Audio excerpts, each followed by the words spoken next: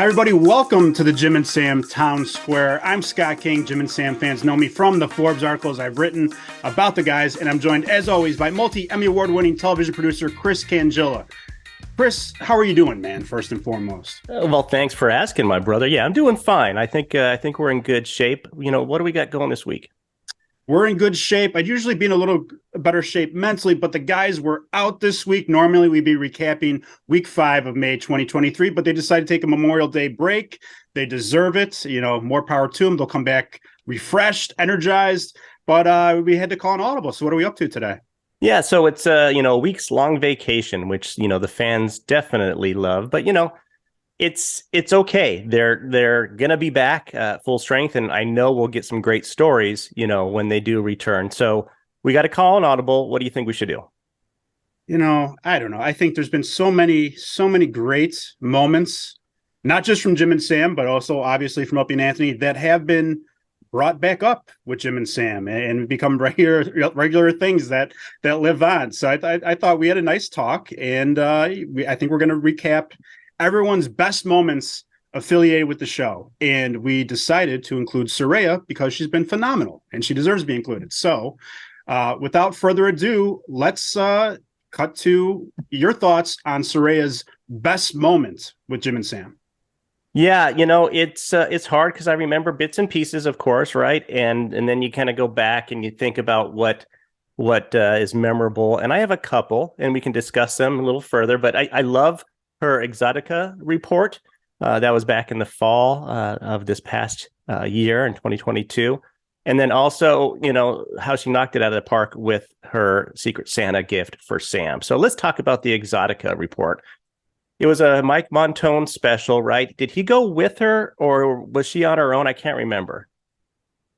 He knew a lot about it when they were breaking it down. I had the feeling he was with her, possibly recording it, because Travis, one of the things, I agree with you, this is an amazing moment for her, and I think it really cemented her Jim and Sam legacy, if you will, because Travis gave her credit for doing the whole thing herself, interviewing people, chopping it up production wise. So I think Mike was there filming, I would guess, and probably gave her some notes too, because we know how his comedic mind works, and it's brilliant, as we talked to Troy about. Absolutely. She had a lot of energy. I remember she was as Troy and Jim would say she's a good girl, but I don't think for the same reasons that they would say she's a good girl. She was ready to do it all and really, try the things. And in fact, I think she tried some supplement that may help men maintain things in the intimacy arena. And they were surprised that she had that with, I think, a Diet Pepsi or Diet Coke. She had that, and it was not a good idea. She did drink it with a diet soda, I believe. And funny enough, I just heard this, listening to the replay a little bit this week. I heard this segment again, so it's a little bit kind of fresh in my mind. And yeah, so after she took that, this is where the beauty of editing comes in, and how she's really good with it, is that she made it kind of parallel to the Fear and Loathing in Las Vegas scene where they're like hallucinating on different kinds of substances. But man, it was so funny, and she did such a good job. And the people she chose to interview were all characters, and her little kind of narration going from one segment to the next, it was perfect. It was such a good, well done segment, and hilarious. She's naturally funny. Yeah, and I alluded to her being a good girl in the Jim and Troy sense, but what made this whole segment really good is that she has this innocence and she's brilliant, she's intelligent, but she has this not street smart kind of way about her that the segment worked because she didn't know anything that she was going to see and hear there. Yeah. Do you have a Soraya moment?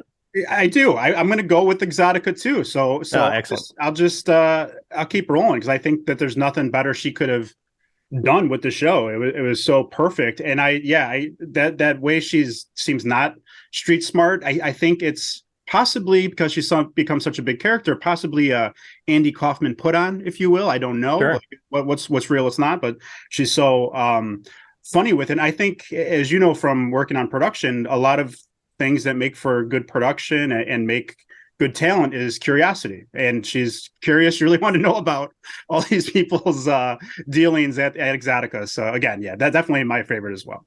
Absolutely. All right, let's shift gears to our next team member and Mike Montone. A lot of great stuff. I'm trying to remember, how long has he been with the program? Maybe 4 years, right before the pandemic. Maybe a year or two, maybe I would guess five. maybe five, maybe five. Okay, So sounds great. he's been there. He's been there a while now, and it's kind of hard to remember him not being there. Yeah, he hit the ground running and was just perfect. The voice we talked about, the intelligence. Do you have a Montone moment? I do, and I have a feeling we might pick the same one because it was again so well done that you just can't ever forget this moment where he followed Handsome Rob to Rob's alma mater when Rob thought he was giving a very serious kind of inspirational speech or part of a panel at the school he went to. Mike had not only followed him with a camera there, but shotgunned a beer there. We know Mike loves college from this segment, and I think he had one of those like press markers and a hat sitting there, and there was like no one. There was like hardly anyone in attendance, but there were actually some kind of like established people on the panel, and Mike asked about Jeffrey Epstein in front of like school authority and teachers, and people should go back and listen to that. Rob was none too pleased. He's a bit butthurt, at least for like a month or more, I remember, on the show. And that was one that they could just keep playing because it was so funny. And one where guests would come in, they would play it for them. Like that's one of the all-time Jim and Sam segments for me. And you could say the same about Soraya, but that Mike goes to college with Rob. Yeah, I agree with you. And I'm not sure, that seemed pretty earlier in Montone's joining the team. I mean, maybe within a year or two. I think within his first year, especially Rob's there, it feels like a lifetime ago now. So I think you're right. It's still early, and again, way to establish yourself. Yeah, and then I also have a couple other ones that I love of Montone. I loved his boat show reporting when he went on there and asked a lot of the gentlemen certain questions, certain the cabins, room for activities in certain areas of the boats.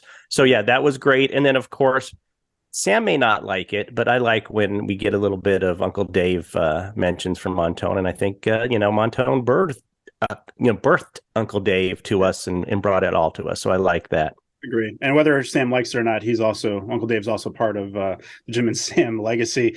I think they all got a kick out of it. I think it caught some people. I don't have any inside information, but I think people might have been caught a little bit off guard, perhaps a Sammy B. Muffins, when they saw all these social media postings, Instagram videos with Uncle Dave, which delighted me, which I enjoyed.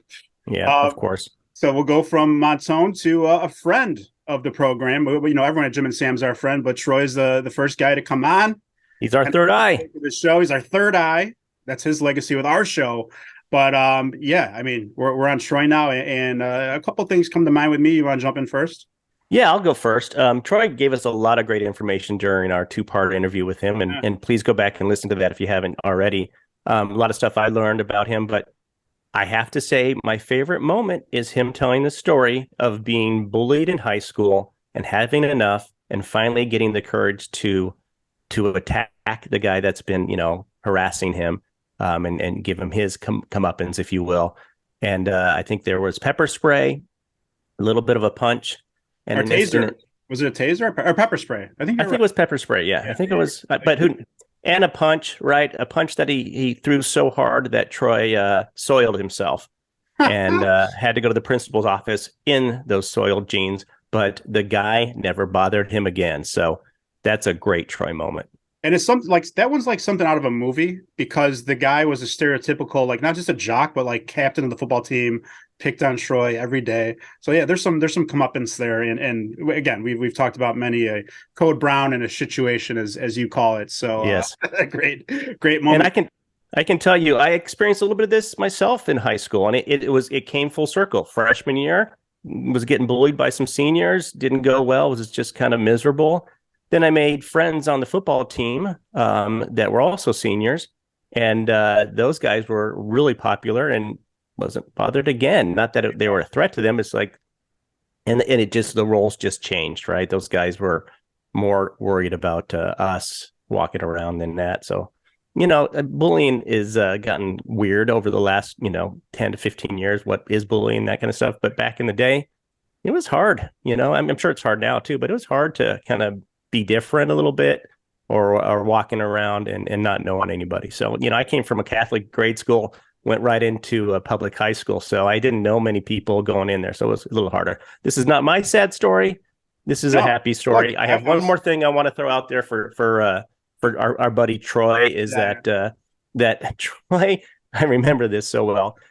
First of all, I want to say, before I tell you this next story, Troy did such a great job in this. I don't think it's a put on. I think he truly believes that Secret Santa gifts are fixed by Travis. Until maybe this year. What are your thoughts on that? Because I think whenever Travis is questioned about it, I think he takes things like this seriously. Like him and his wife, he gets his wife involved and the daughter. Like They have a system. Something comes in, like they put it somewhere, they mark it. At least the last few years, I think that was a pandemic thing with Zoom. Is it was going to the gifts were going to Travis's place. I think he's sincere. I think as much as they probably pray that Troy gets Falcone, who's not with Sirius anymore, or probably a hot dog. The other dud, yeah. So. I don't think it's fixed, but that just adds to the lure of the Secret Santa. Like, is Travis fixed? I think Troy is. If you go back through the years, Troy's probably gotten the worst gifts every year. I mean, there's been years where people get a good gift and then a bad gift. I think maybe he turned the tide this last Christmas. And then my last note on Troy is, of course, it was so funny. We talked about it, I think, in our last podcast about the construction noises going on in the studio. And they're like, oh my God, are these coming back? They suffered so hard during that point that Troy took those sounds and used all those sounds to make other music for the guys to recognize. So just using those construction sounds, the drilling, the pounding, he used those, sampled those, pitched them how he needed to. And then they had a guessing game. I think he called it Construction Sound, Name That Tune. And had Jim and Sam guess a game, and Sam was delighted. Jim loved it. It was great. That is a great pull by you. Something I completely forgot that Troy did that. I get his mixing skills are amazing. And look, I want to give you credit, and this is why the Jim and Sam Town Square is for the children. Your lesson in bullying proves that you can rectify a bullying situation without pooping your pants. So a very good lesson for the children. Yeah, I've also talked about pooping my pants, so I don't know where if I've risen to the high esteem you put me in, but I appreciate the everybody does that. And for Troy, here is okay. Similar to Soraya, I think we both nailed the Soraya one, but similar to Soraya, because I listened to this. I've said before, I do like the replays because you forget something and then you listen and be like, oh yeah, that was great. That worked really well. It's hilarious. So for my recency bias, listening to replay this week was the Dorney Park ghost house situation. Yeah, I forgot about that. I mean, we just talked about it, but I forgot. We did just talk about it. I don't think we asked Troy about it because they had talked about it in the air so much. There's like nothing else to explore there. But for me, that is my favorite Troy moment. Not only did I just hear it, but you get like you see that anger that's like deep down inside of him, which he's done a good job in dealing with that. He really opened up to us about how he's dealt with that, and he's doing really well now. But he taught a group of 8 teenage girls. He put them at 15, were kind of menacing and threatening him and his lovely fiance in this haunted house in Dorney Park, Pennsylvania. And he said that he's just saying, all right, like his girlfriend said, okay, yeah, I'm ready to fight. You want to fight? And he was the same way. And then the best part of that bit for me is the same thing that drives Matt Biggins furious. Is Travis just laughing in the background the whole time? Like as soon as Troy introduced that he was going to tell the story, he goes, "Yeah, almost got a fight with some teenage girls." You hear Travis in the background go, "Yes." He loves those. Yes, he knows what's coming. I think that like Jim encourages, they save this for the air. Because yes, here we go. The Troy story. It's a fight or flight persona. I think Troy has the fight. I think Jim would probably have the fight too with his anger. Jim is a snappy yeller. Right. He would be honest and tell you that he might not want to throw down, and he'd be honest in saying that in the Club Soda Kenny days is probably a different situation. Montone would have fight in him, but I believe Sam and Travis have the flight first before the fight, as we saw from the boot on a car. So be like, oh, you were in that. Go Exactly. have a nice day. But no, so that was just the way that Troy is ready to like defend his fiance. He said one girl, he called her the ugliest in the group of friends, the one that was running her mouth the most, and she had clown hair. And man, Yeah. he was just ready to go at it with these teenage girls because they kept cutting on everyone in line in the haunted house. Yes. So that was my favorite Troy. Absolutely. All right. Next best moment. I think I want you to start this one if you don't mind, my friend. Is what's our best moment with Travis? Oh man, I had thought of a couple. And for me, this one's on YouTube. I saw if anyone wants to go back and listen. That it's similar to when they set up questions for him to interview Kiefer Sutherland, who was like one of his heroes. He, as everyone knows, is a massive Pearl Jam fan. So they set up questions for him to interview Mike McCready, who you're a music guy. What is he, a bassist or? Oh gosh, I'm sorry you asked me this because that might not be your jam. I'm not a huge Pearl Jam fan. You're not a jammer. Like him. You're not a I'm jammer. not a jammer if that's what we're talking about, but I believe he's a guitarist is what I'm going to think. Okay. But anybody in that band for Travis is held at high esteem. It is. So he was forced to ask ridiculous questions to somebody he really, really admired and would have been happy to meet and probably get a photo with. Such questions as, when you're up there really rocking, what does that feel like? It's the worst.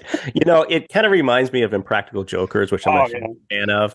And these guys just, okay, here are the questions that you're going to have to answer. Ask some of the people that you really love and respect, and they're stupid questions.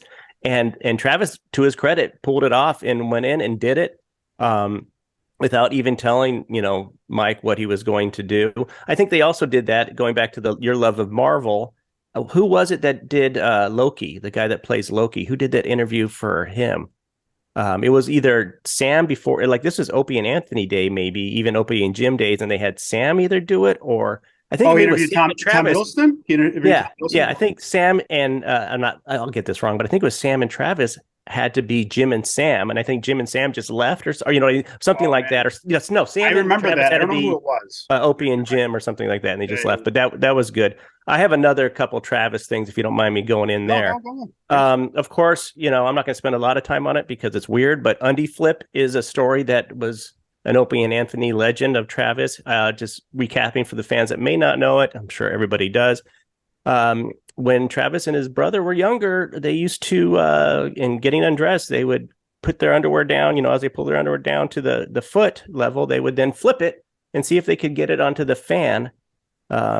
Not Sam's, ankle flip coin thing that he used to do, but see if they can get it onto the fan, and they would have a competition. But in telling that story, I don't think they realized that both boys would be naked at that point and jostling around, which is the weird part of it, I think. Which led to a lot of hilarity on Opie and Anthony and busting of chops, if you will. And again, a perfect example of something that happened to Opie and Anthony, but organically has kind of resurfaced with Jim and Sam. That will never die. Undie Flip. I feel like it was just brought up.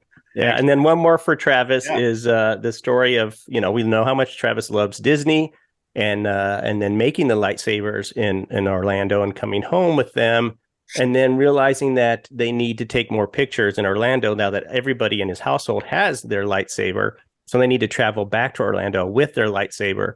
And TSA did not like that going from New York airport. I think everybody in Orlando airport coming home with it, I think they know, the TSA knows that these guys have made these things, they're flying home with it, but they considered it not cool to be flying with. And I think Travis missed his flight because he stayed with the lightsabers to see if he could pack them or something. Remember this? Yes. So very educational. Not only did adult males who listen to Jim and Sam find out what the handle is called on a lightsaber. Hilt, right? Is that the hilt? Yeah, I had no idea, or something like that. I would have known that, but it's under my hat now. And but I have since been educating people who tell me they're going to Disney World and going to go to Star Wars and make a lightsaber that, careful, I heard coming back there's something with checking it and you might not be able to, because it was a whole saga for Travis. So yes, and that's a great one. I have a friend that went down there and he did that, and people were surprised because he's my age that he did that in our friend group. And I said, no, that costs about $250. It's going to be hard to travel. Yeah, it's expensive too. Yeah. So I went, I knew all these things because I knew Travis's story that I could share with my friends about how he did it. And then I was over at his house, a couple of weeks ago, and I actually got to hold it and was pretty cool. I mean, I'm a big Star Wars guy. It was pretty cool to have. I'm excited. We're going to Disney this summer. I'm excited to do all the Star Wars. My son is 5 and he's just getting into them now. Watch the first 3 movies and There you go. it's cool. And I can't. I have no room to look at my back. All right. I have no room to judge any. Let's do a little sidebar. Yeah. Of course, I was alive and went to the originals, when they came out in the theater in 77, 78, whenever that was. I will tell you, of the new ones, I didn't like those as much, but Rogue One Great. was my favorite of all the new ones. Do you have a favorite of all the recent, I would say, movies made? I think that's fair. I think that's fair. 2010. I enjoyed going to see all the new ones at the theater. Sure. With my wife. That was our kind of like last, I think a couple, maybe our daughter was real young, our first kids. So like we actually, those were like our last few dates, I feel like, before you became parents. Yes. Yeah. So those, I really enjoyed those. I thought Adam Driver and Daisy Ridley were good in all the new ones. I even, what do you call it? The Last Jedi, people kind of, I think that was pretty good too.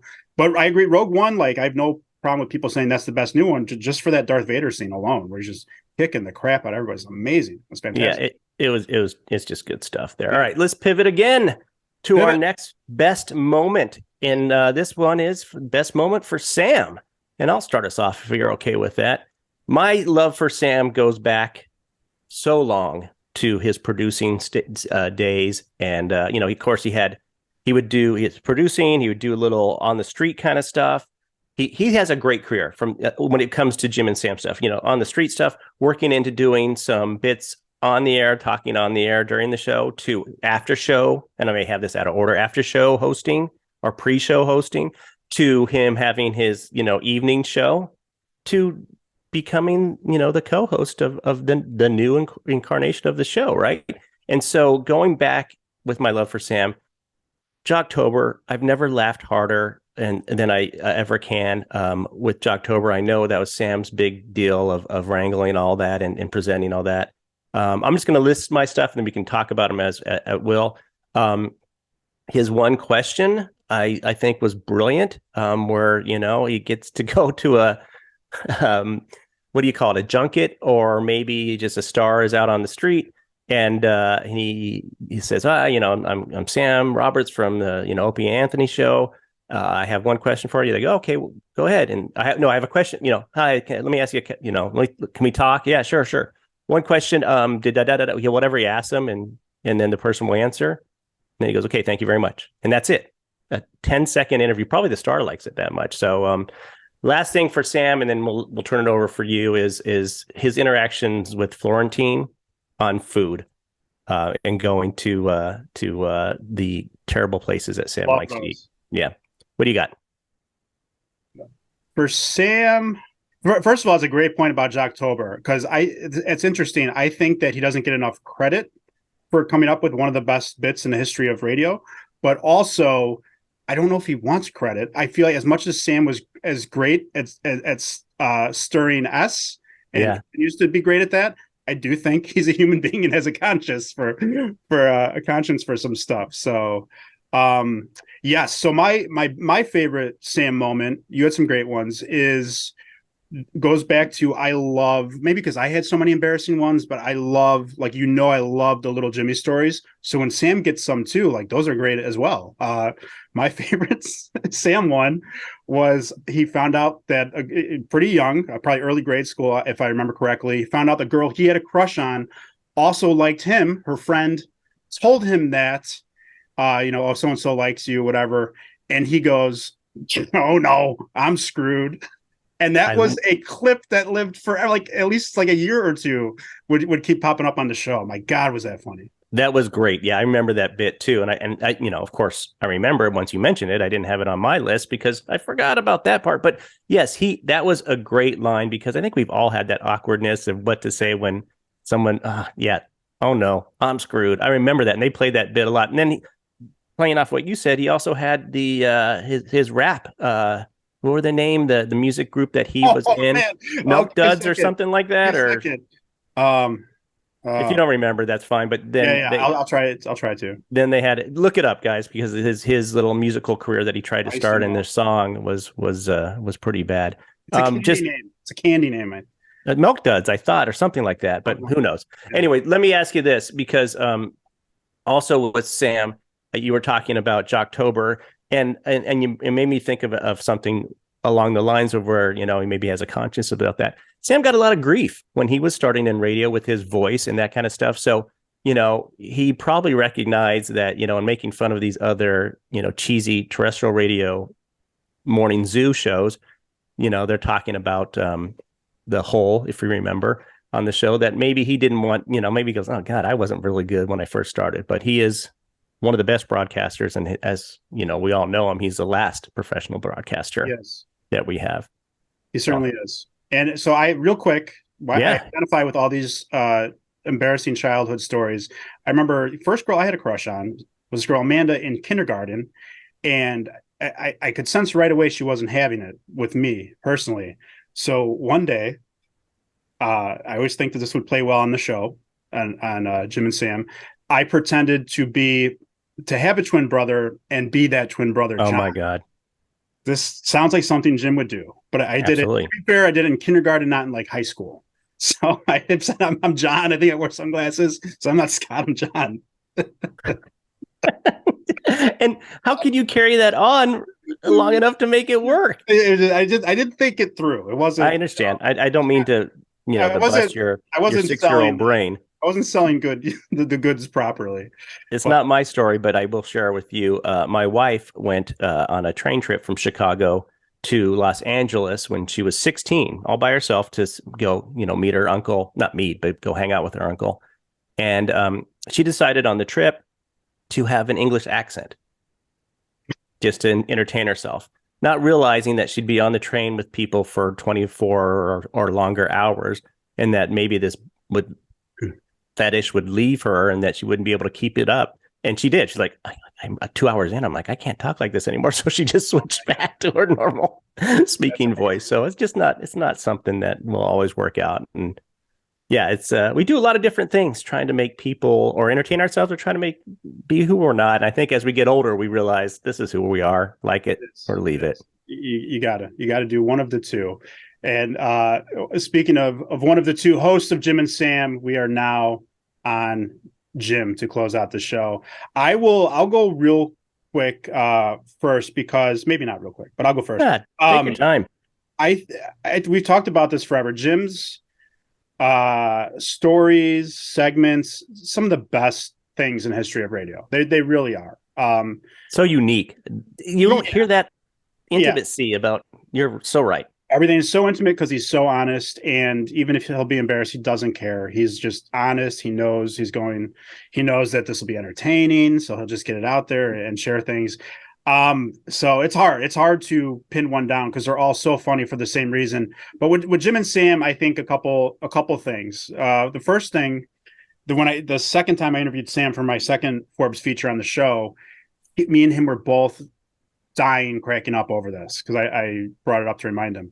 When Jim was, and we've talked about before, when Jim was on stage at the Sabbath concert, and a fan from Jim and Sam, a Jim and Sam fan, sent it into the show, and you could see that image. I've had a hard time finding it, but when you can see that image of Jim, like, say, oh yeah, you know, I just I thought I would, you know, stand here. I didn't think I was in the way. They said I could just stand on kind of by the band on stage, but he's thinking he's behind a curtain. He's off. He's not. He's like in the middle of the stage, standing next to like a guitar. During a guitar solo. Amazing. Yeah, so that's such a great visual and story right there. And doesn't that really just say who Jim is? You know, he doesn't. Jim is very aware of things, but he's also not aware. He just gets locked into his fandom sometimes, which I think we all identify well with Jim. You talked about him being honest and being truthful and being a regular guy. I think that's why people love him so much. So, of course, when you're talking about him being on stage and not knowing. Exactly. You just start cracking up when you think of this and picture this. Another one, kind of going with a parallel to the story I just told, is that when I said I was my twin brother, John. I love that story, by the way. Thank you. I think it's very little Jimmy. Yes, for sure. But when he tried to scare his grandma by making his grandma, I believe, think he was a different person, she said, "Oh, Jim, what are you doing over there?" And he goes, "My name's John." The way he said, "My name's John." He's such a weird kid. Yeah.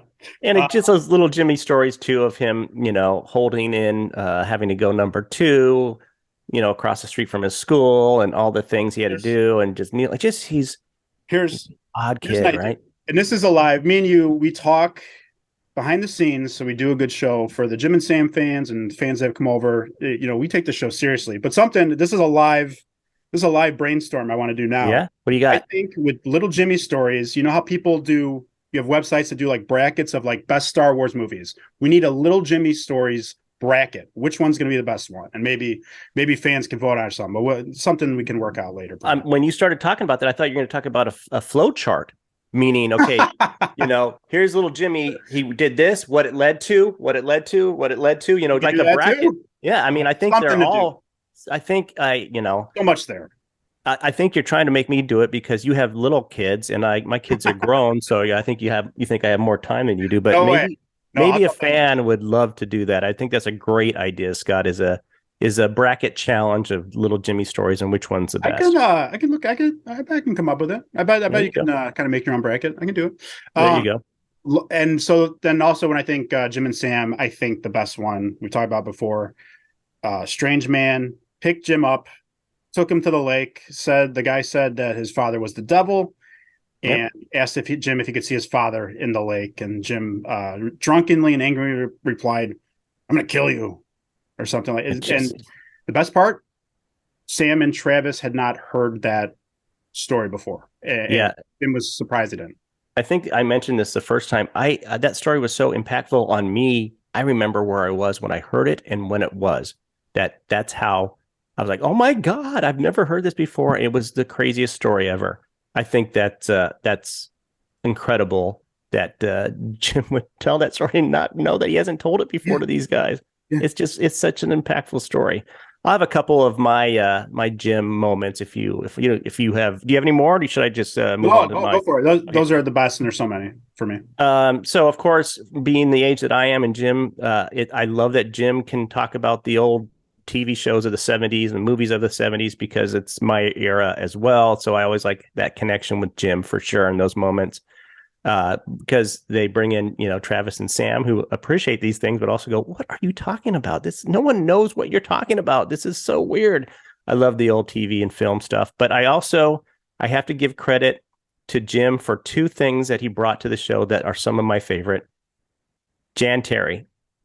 Jim found her. Jim listened to those songs and brought it to us. And it's, if I had to put up moments of there, that Terri week was one of my favorite weeks on the show for a long time. And before that, JD and the Straight Shot, the owner, what's his real name? Full name is, I can't remember, but he's the owner of the Knicks and what else? Madison Square Garden. He's a very popular guy and he has his own band, and his band is terrific. He is not. So the love of JD and the Straight Shot and talking about their songs and Ballyhoo and all that. And we found out that he booked his own band to open for the Eagles at Madison Square Garden. Just can't imagine that. I wonder what Troy would have thought of that. Unreal. So look, that's all I got. Is that what you got for Jim and what we got for the whole crew? Yeah, I think it was just it's fun to reflect on this. I hope the boys don't take too many vacations because, I miss them when they're not live. I know you and I will take some vacations during doing this podcast. And so our timing of our tapings and when we can post stuff will be a little wonky during those times. But yeah, they bring so much joy and they deserve the time off. Yes. Well, thank you, Chris, for jumping in. And thanks, everybody, for listening and watching. We appreciate it. We love reading the comments, especially on YouTube, and crack up at all those. So thank you guys for jumping in and checking this out. We really appreciate it that we're getting more and more fans and support. And thanks to Jim and Sam and everyone there for their support as well.